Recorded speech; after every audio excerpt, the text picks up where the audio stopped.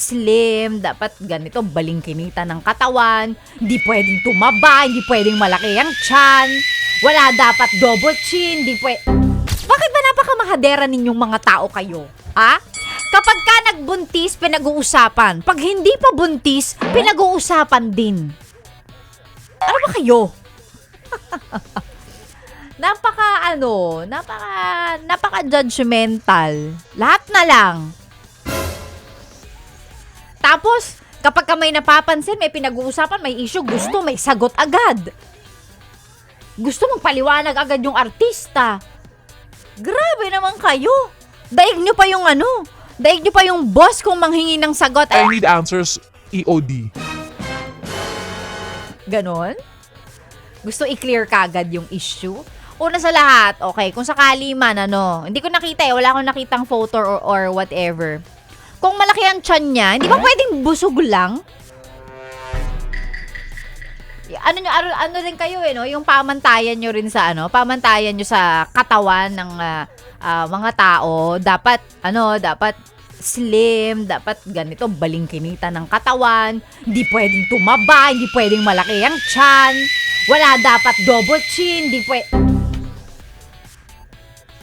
hirap nyo i-please. May mga may mga pa-issue pa na may post na ang tawag dito, may nagpo-post pa na yun? I'm not a mom, but I am a nurse. I can tell that's a baby bump. O diba? May mga pag ganong comment yung mga netizen. Mamaro kayo lahat, hindi na lang kayo maghintay ng ng announcement niya kung ano ba. Pero feeling ko hindi. Feeling ko busog lang siya.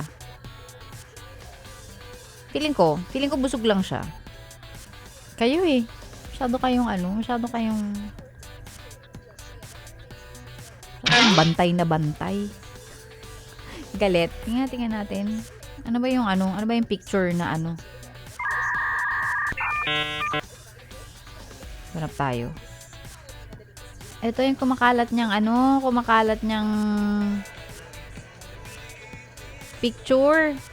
Ay, hindi video.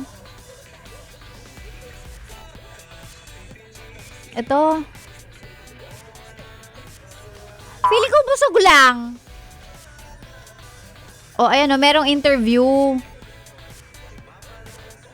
Ano pang ginagawa mo dito, ha? Sinasabi ko na nga ba Solid yes friend ka talaga. Dahil nandito ka na rin lang, sige na, Mag-like at mag-comment ka na. mag-subscribe ka na rin at i-click ang notification bell. para mapasali ka sa mga kalokohan namin. Bawal na bawal mag-no dito, ha? Kasi yes to